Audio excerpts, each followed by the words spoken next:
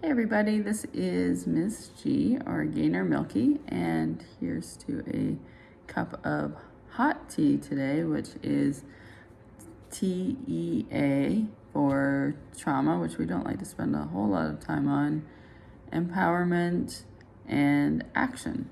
So today I just wanted to talk about feelings, and it's something that I've been kind of delving into part of the marriage foundation training that I've been doing.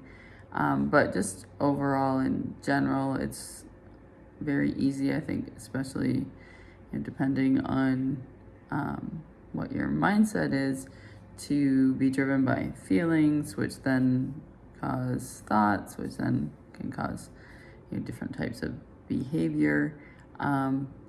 But one thing that Paul Friedman talks about in the Marriage Foundation training, which is for marriage counseling and marriage training for couples and pre-marriage as well, is this whole idea of dispassionate thought.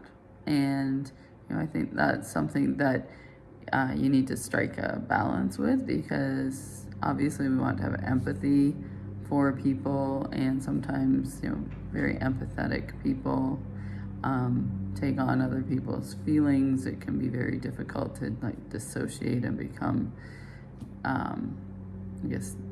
dispassionate about things, but sometimes we have to do that to be able to compartmentalize and kind of move on as well. So this week, that's one of the things that I'm also working on, is kind of creating this dispassionate view on some different things that I've been working through.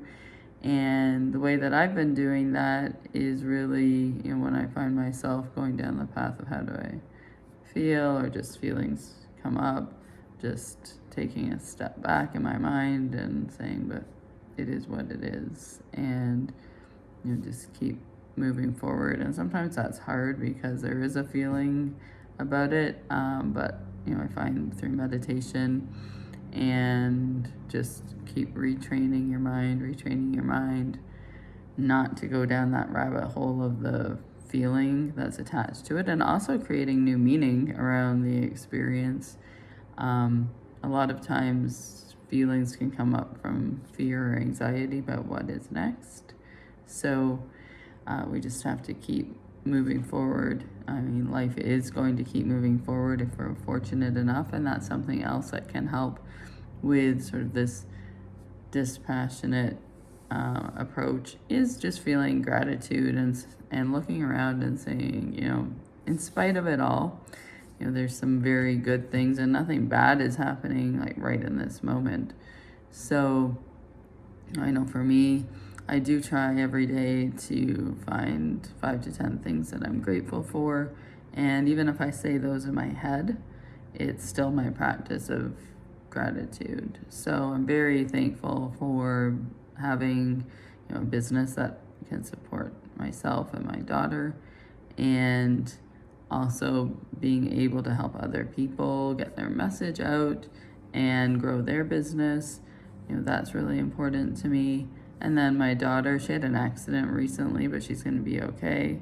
So I'm very grateful for that. And my health, very healthy, knock on wood. So that is an amazing gift, and I'm super happy and grateful for that. And then just the fact that it's fall here in Michigan, where I'm at, and we're not yet snow, but it's not too hot, so it's really nice to get outside and do some walks and things like that. So those are just 5 things that I'm grateful for. That could be something that you could work into your practice. And also the idea of being more dispassionate on things that really trigger you as well, and that can help to write those down in a journal, and just say, when this happens, I can think this, instead of getting sucked down into the feeling vortex, which sometimes we have to feel feelings, write them down, but we also have to get over them as well.